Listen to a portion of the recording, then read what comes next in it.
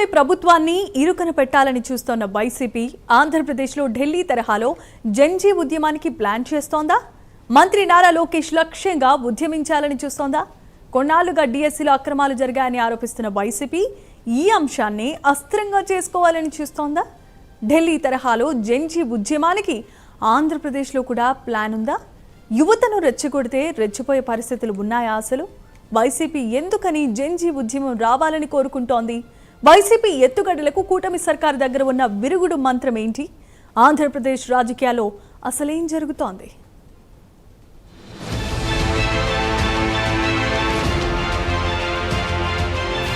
డిఎస్సీపై Gen Z తరహాలో ఆందోళనకు YCP focus. 28న భారీ నిరసన ర్యాలీకి వైసీపీ పిలుపు. వైసీపీ కేడర్కు సజ్జల ఇచ్చిన ఆదేశాలేంటి? ఢిల్లీలో కాక్రోచ్ జనతా పార్టీ ఉద్యమం శాంతించింది. కేంద్ర మంత్రి ధర్మేంద్ర ప్రధాన్ రాజీనామాతో దేశ రాజధాని హస్తంలో నిరసన సెగలు చల్లారాయి. ప్రస్తుతం దేశంలో ఎక్కడ చూసినా జన్జీ పోరాటం గురించే చర్చ. ఈ ఉద్యమానికి సానుకూలంగా మాట్లాడేవారు, విభేదించేవారు అనేక మంది ఉన్నారు. రెండు పార్శ్వాలు కనిపిస్తున్నాయి. కాంగ్రెస్, ఆప్, సమాజ్వాదీ పార్టీ సహా అనేక రాజకీయ పక్షాలు ఈ ఉద్యమాన్ని క్యాష్ చేసుకోవాలని చూస్తున్నాయి కూడా. కాకపోతే చాలా రాజకీయ పార్టీలు తమ ప్రత్యర్థులపై ఇలాంటి జన్జీ అస్త్రం ప్రయోగించాలని వ్యూహాలు పదును పెడుతున్నాయి. యువతను ముందు పెట్టి తెరవెనుక చక్రం తిప్పితే తమ రాజకీయ ప్రయోజనాలు నెరవేరుతాయనే ప్లాన్ చేస్తున్నారు. ఈ విషయంలో జగన్ నేతృత్వంలో వైసీపీ స్పీడ్గా అడుగులు వేస్తోందా అనే సందేహాలు కలుగుతున్నాయి. ఇన్ని కుట్రలు కుతంత్రాలు జరిగాయి, ఇంకా కూడా మీరు చేసినటువంటి మోసాలు చాలా ఉన్నాయి. వీటన్నింటి మీద కూడా సమగ్రమైనటువంటి దర్యాప్తు చేయమని సిబిఐ ఎంక్వైరీ కావాలని కోరాం. దాని మీద స్టిక్ ఆన్ అవుతున్నాం. దాంట్లో వాస్తవం ఉంది, దాంట్లో న్యాయం ఉంది, దాంట్లో ఈ ప్రజలు, ఈ నిరుద్యోగులు పడుతున్నటువంటి బాధలు, ఆక్రందనలు వీటన్నింటిలో కూడా ఉన్నాయి.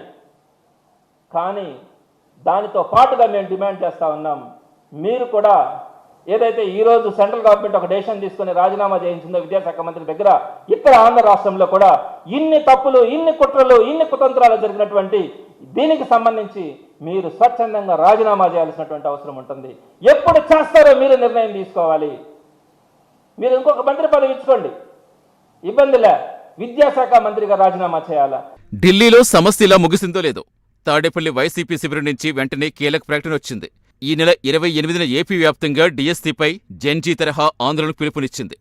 ఇందులో ప్రధాన డిమాండ్ మంత్రి నారా లోకేష్ రాజీనామా.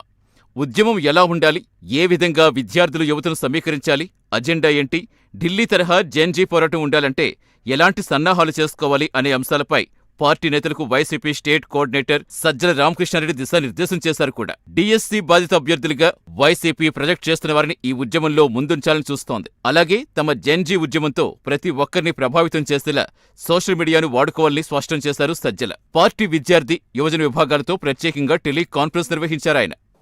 తప్పకుండా ఇది ఈరోజు ఢిల్లీలో జరిగినటువంటి దాని మీద ఈరోజు ఆంధ్ర రాష్ట్రంలో కూడా అందరూ కూడా దాని గురించి ఆలోచిస్తూ ఉన్నారు. రేపటి రోజునే ఆందోళన కార్యక్రమానికి శ్రీకారం చుట్టడం కూడా జరిగింది.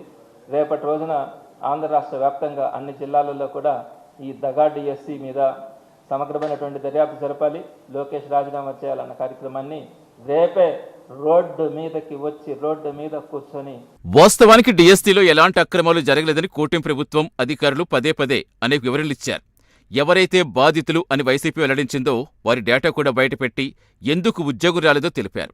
ఈ విషయంలో ఇప్పటికీ టీడీపీ, వైసీపీల మధ్య తీవ్రస్థాయిలో వాగ్యుద్ధం సాగుతుంది. విద్యాశాఖ మంత్రిగా నారా లోకేష్ ఉండటం, రెడ్ బుక్ పేరుతో తమపై కక్ష సాధింపు చర్యలకు దిగుతున్నారని ఆగ్రహం వ్యక్తం చేస్తున్న వైసీపీ నాయకులు డిఎస్సీని అస్త్రంగా చేసుకుని కూటమిపై జన్జీ ప్రయోగించాలని చూస్తున్నారని అర్థమవుతోంది.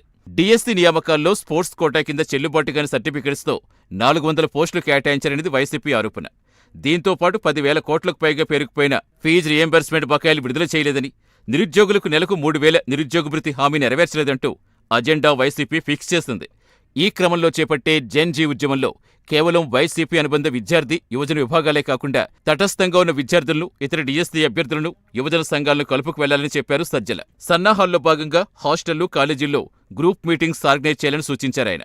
ఇందుకు ఢిల్లీలో కాక్రోచ్ జనతా పార్టీ నిర్వహించిన ఉద్యమాన్నే స్ఫూర్తిగా తీసుకోవాలని కూడా చెప్పేశారు.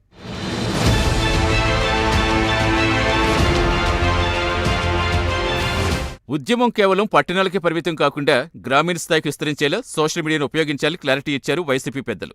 ఇంతవరకు బాగానే ఉంది. ఒక రాజకీయ పార్టీగా ప్రభుత్వ కార్యక్రమాలు లేదా ప్రత్యర్థి పార్టీల విధానాలపై పోరాటం చేయటం సహజమే. కానీ రాజకీయ ఆరోపణలతో ప్రేరేపితమైన అంశంలో విద్యార్థులను, యువతను తీసుకురావాలని చూడటమే అనుమానాలకు తావిస్తుందంటున్నారు కూటమి నాయకులు. ఢిల్లీ జెన్జీ ఉద్యమంలో విదేశీ శక్తుల హస్తం ఉందని, హింసాత్మక ఘటనలకు అది కూడా కారణమని కొందరు వాదిస్తున్నారు.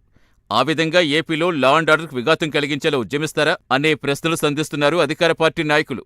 2024 అసెంబ్లీ ఎన్నికల్లో ఘోరంగా దెబ్బతిన్న తర్వాత వైసీపీ 2 ఏళ్లపాటు ఏ ఉద్యమం చేపట్టినా ప్రజల్లో పెద్దగా స్పందన లేదని భావిస్తున్నారో ఏమో. ఢిల్లీలో జెన్జీ పోరాట స్ఫూర్తితో భారీ అంచనాలు వేసుకుంటున్నారని కూటమి నేతలు అభిప్రాయపడుతున్నారు.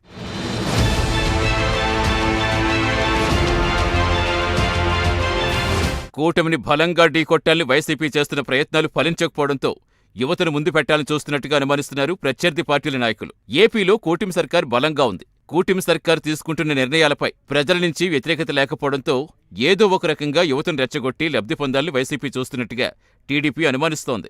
రాష్ట్రంలో లా అండ్ ఆర్డర్కు విఘాతం కలిగిస్తే కఠినంగా వ్యవహరిస్తామని ఇప్పటికే సీఎం చంద్రబాబు సహా మంత్రులు పదే పదే హెచ్చరిస్తున్నారు. కొన్ని అంశాల్లో కఠిన చర్యలు కూడా చేపట్టారు. రాష్ట్రంలో లా అండ్ ఆర్డర్ అదుపులో ఉంటేనే పెట్టుబడులొస్తాయి, అభివృద్ధికి మార్గం సుగమవుతుంది. అదే లా అండ్ ఆర్డర్కు విఘాతం కలిగితే డెవలప్మెంట్ పట్టాలు తప్పుతుంది. అందుకే వైసీపీ చేపట్టబోతున్న జెన్జీ తరహా ఉద్యమంపై నిఘా వర్గాలు కన్నేశాయి. ఢిల్లీలో జెన్జీ ఉద్యమం వెనుక ఎవరో ఉన్నారన్న ఆరోపణలొచ్చినా నడిపింది మాత్రం యువతే. మొదట్నుంచి చివరి వరకు వారే స్క్రీన్పై కనిపించారు. ఏపీలో మాత్రం జెన్జీని రోడ్డెక్కాలని వైసీపీ చెప్పటం ప్రజలకు పెద్దగా కరెక్ట్ కాదనే అభిప్రాయం కూడా వ్యక్తం చేస్తున్నారు కూటమి నాయకులు. అలాగే వైసీపీ చెబుతున్నట్టుగా అక్రమాలు డిఎస్సీలో జరగలేదని, ఆ ఆరోపణలకు ఎప్పుడూ వివరణిచ్చామని పేర్కొంటున్నారు. మరి ఈ రాజకీయ ఎత్తుగడల మధ్య జెన్జీని ఎవరు ప్రభావితం చేస్తారు? వైసీపీ రెచ్చగొట్టాలని చూస్తే యువత రెచ్చిపోతారా? ఈ ప్రశ్నలకు సమాధానం రాగల కాలంలోనే తెలుస్తుంది.